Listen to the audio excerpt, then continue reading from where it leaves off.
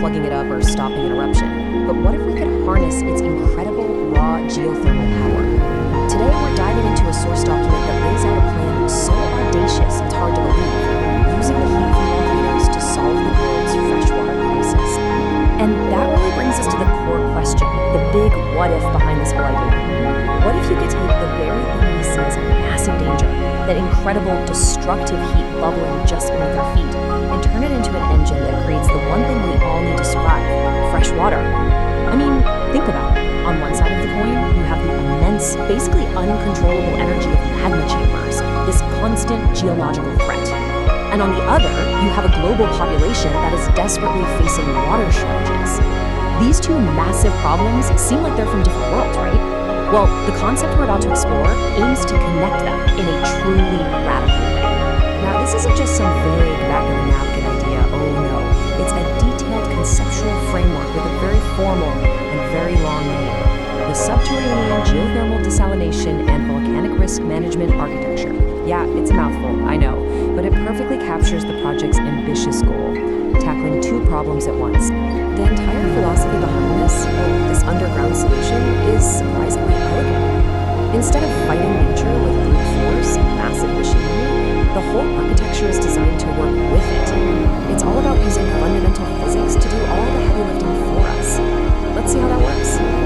So, what is this thing exactly? You know, at its heart, you can think of it as a giant, permanent, underground factory. It's designed to tap into that constant and, let's face it, free heat coming off magma deep underground. And then it uses that incredible energy to passively boil seawater on an industrial scale, creating pure, fresh water as the final product. The whole thing is built on 4 really smart principles that are all about efficiency and safety. First, key assets are mobile, so they're not stuck in dangerous spots. Second, gravity does all the water-moving work, not power-hungry pumps. Third, the whole system is run by automation and AI, not people.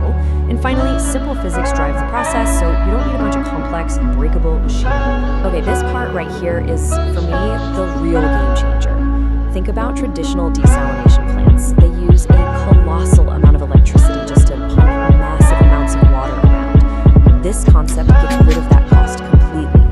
Seawater just flows into the system using nothing but the simple, 100% reliable pull of gravity. So, how does this incredible natural engine actually work? Let's take a little trip and follow a single drop of seawater on its journey through this amazing subterranean world. It's really a beautiful 4-step cycle. Okay, so first, gravity pulls seawater into a huge network of tunnels. As that water flows deeper and deeper, it gets super close to the geothermal hot zones. And poof, it flashes into steam. Now that steam is way lighter, so it naturally rises up through a different set of tunnels. As it rises, it cools and condenses back into liquid. And finally, that water, now totally pure and desalinated, is collected at the top. Now, a system that's so elegant and simple in principle requires an infrastructure that is almost unimaginable in scale. The numbers we're about to look at are absolutely staggering. So let's break down where all that money would actually go. You can see the 2 biggest chunks, making up about half the cost, are the automated cooling network and the desalination systems themselves. And notice that huge slice for contingency, about 22%. You definitely need a buffer like that for a project this ambitious. The total estimated price tag, it comes in at around $45 billion. Yep, you're seeing that right.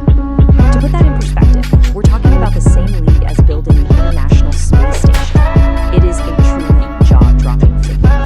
And to make all of this work, the system needs a vast underground network of tunnels stretching through 1,500 miles. Just try to picture that. That's like the distance from New York City all the way to Denver, but it's all drilled deep underground by autonomous machines. So what powers the construction of all this? And what runs the control systems? Well, the concept calls for 20 mobile nuclear power units. Now, before you get too alarmed by that, it's really important to understand that their role is very, very specific and very limited. Here's the crucial point. This nuclear power is not for desalination. The volcano provides all that heat for free, remember?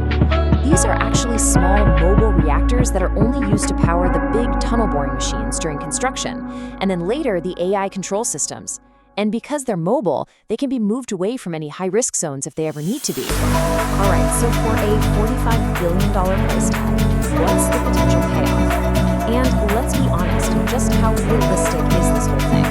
It's time to weigh the incredible strategic value against some cold, hard reality. The strategic value here, at least as it's proposed in the source document, is just immense.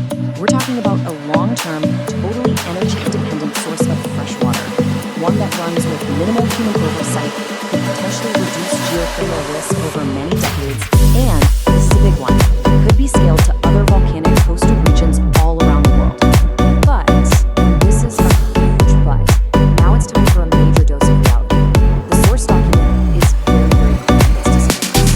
This site shows that the makes it absolutely clear that this system is not based on what we want. This is all about long-term management, not some kind of immediate disaster management. And on top of that, it is so important to understand that this is a concept. The report calls it a conceptual engineering architecture, which is another way of saying it's not a blueprint ready for construction.